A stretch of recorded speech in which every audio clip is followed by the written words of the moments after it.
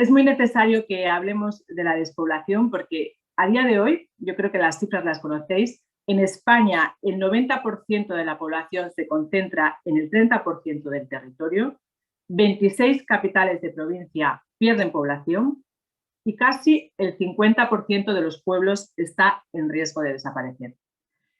Y yo creo que estamos en un punto de no retorno. Si queremos ahora una España cohesionada, sostenible y justa, no podemos dejar que el medio rural agonice. Y hay que reaccionar. Y yo creo que ahora es el momento. Yo diría más, es ahora o nunca. En primer lugar, porque creo que en los últimos años hemos visto cómo se daba un despertar en la conciencia social. La manifestación de la España vaciada hace 2 años marcó un antes y un después y trajo con ella muchas promesas de cambio.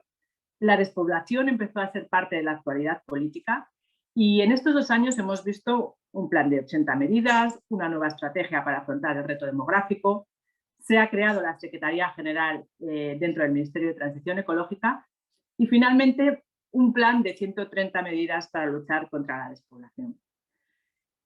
En segundo lugar, creo que es ahora o nunca, porque en estos momentos vamos a tener más fondos que hemos tenido nunca para abordar este problema. Los 140.000 millones de euros extraordinarios de los ansiados Next Generation, de los que según el plan del gobierno 10.000 millones se van a utilizar para combatir la despoblación, más todos los fondos ordinarios, todos los fondos de cohesión, gracias a los cuales en España se ha puesto en el mapa europeo y para los que Europa también ahora pide que se priorice el entorno rural. Así que son muchos fondos para gastar en muy poco tiempo. Y en los próximos años España va a recibir más dinero del que ha recibido nunca, pero con un solapamiento de fondos que va a requerir mucha capacidad administrativa o corremos el riesgo de no utilizarlos. Fijaros lo que tenemos ahora. Por un lado tenemos los fondos de cohesión, es decir, los fondos FEDER, el Fondo Social Europeo o el FEADER, del periodo 14-20 que todavía tenemos sin gastar. Y aquí tenemos que ser muy críticos porque España a día de hoy solo ha gastado un 43% de los fondos que tenía a su disposición. Estamos a la cola de Europa en la ejecución de fondos europeos, muy por detrás de países como Rumanía o Bulgaria, a las que antes les dábamos lecciones. 2014-2020 sin gastar. A esto le sumamos los fondos del nuevo periodo 2021-2027 con todas las novedades que se han negociado y de las que hablaremos ahora. Y a todo esto se le suma todos los fondos extraordinarios del plan de recuperación, que es el mecanismo del Next Generation. En total tenemos 200.000 millones de euros para que España y la Unión Europea alcancen estos objetivos verdes, digitales y de cohesión.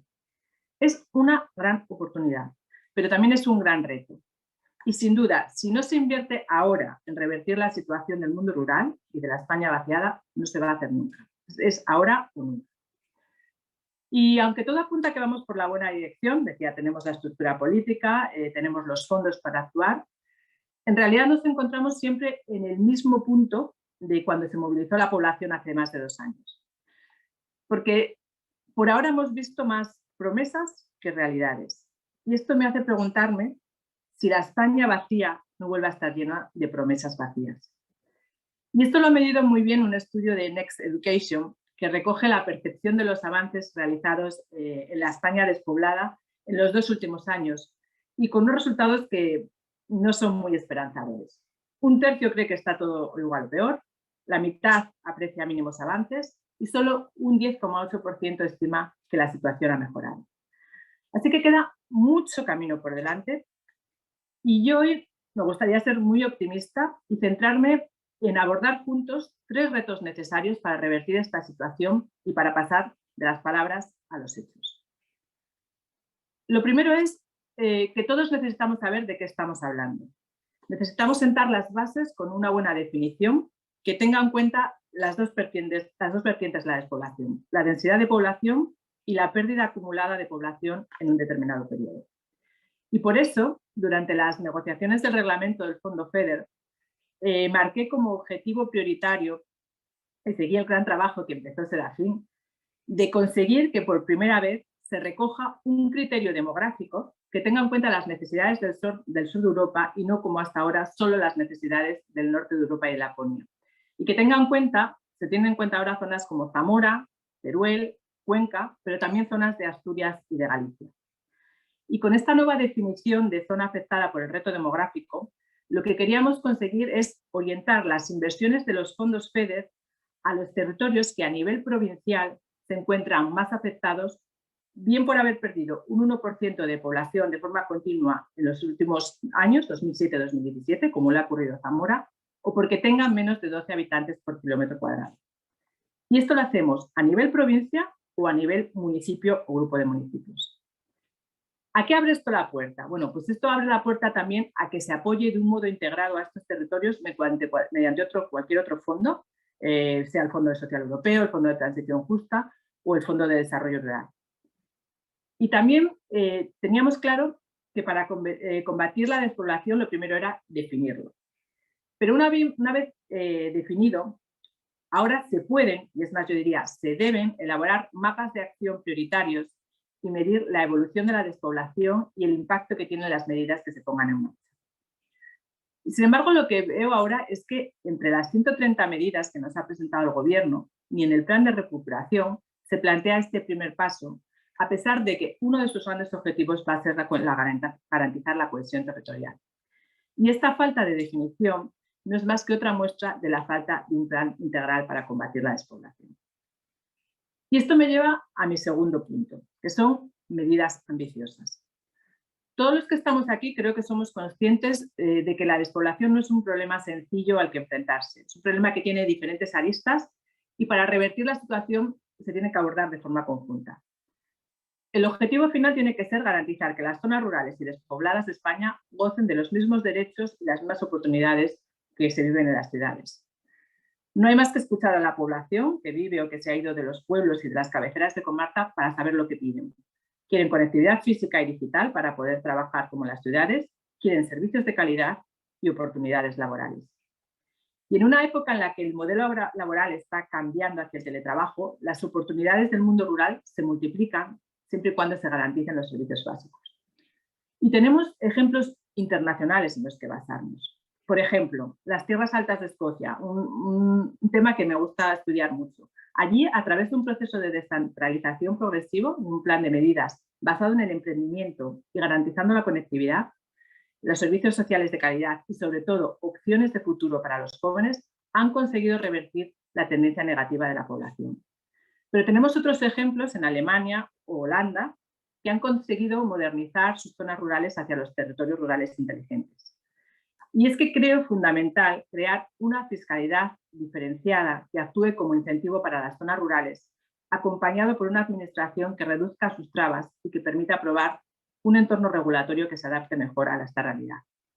Y en ese sentido, y como decía antes Carlos Requejo, me gustaría destacar aquí la reciente publicación por parte de la Comisión de las Directrices de Ayuda de Estados Regionales, y que es un instrumento que puede ser extremadamente útil para ayudar a las empresas a hacer frente a las dificultades adicionales que supone vivir en una zona despoblada. Esto puede traducirse en ayudas fiscales o en apoyo, por ejemplo, a los costes logísticos.